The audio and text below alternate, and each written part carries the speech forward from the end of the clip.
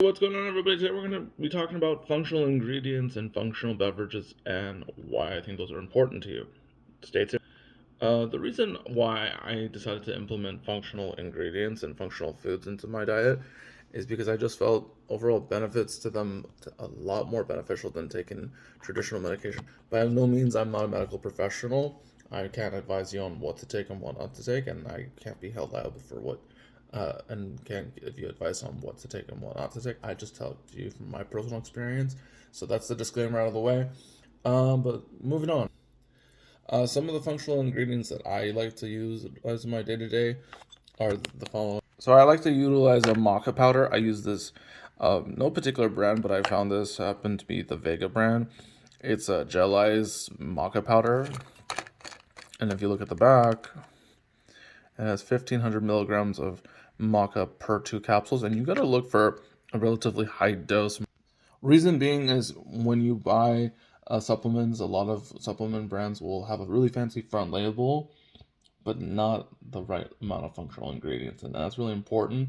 So you're gonna follow me through how you can find transparency in different labels, but also look at the ingredients and getting to know the milligram dosage and getting to read labels accordingly. And that's really hard for a lot of people because going into vitamins is relatively new for them. So that's one of the supplements I like to take on a day to day. There's other functional ingredient. I take a men's multivitamin. Um, it's a Garden of Life My Kind Organic certified organic whole foods multivitamin. It's got a ton of ingredients, as you can see, and that's really important when you look for a multivitamin. You look for the serving size, typically two. So this is a serving of 2 capsules. So this is a 30-day supply.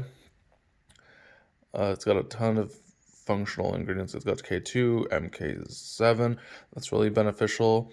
Vitamin B1, B2. So you gotta get all your vitamin Bs, B6, B12. So a lot of the biotin for good for hair and nail growth.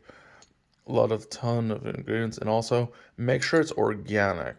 That's just two examples of supplements that I take on a day basis. They cost around $45 to $60, at least for the My Kind Organic multivitamin. That costs a little about $60 in my neck of the woods, at least in Orange County. The maca, the most I've seen it is around $40, but that's for a really high quality one, and you want to pay for quality, and that's how I see things is you're paying for health, so you can't really put a price tag on it, and I think that's really important when it comes to functional health and functional well-being is you got to look at the pros of, hey, I'm gonna have to spend a little bit more money. It could be a downside to you, but I look at it as you're paying for health and you can't really put a price on it. So that's where I see myself is those are the two key things that I take right now. But also I have one other product for you that I'm going to show. Taking a saw palmetto, 160 milligrams, 2 capsules. So this is a 60-day supply. Um, Making sure that this is great for hair. It promotes prostate health, but also it promotes hair and well-being.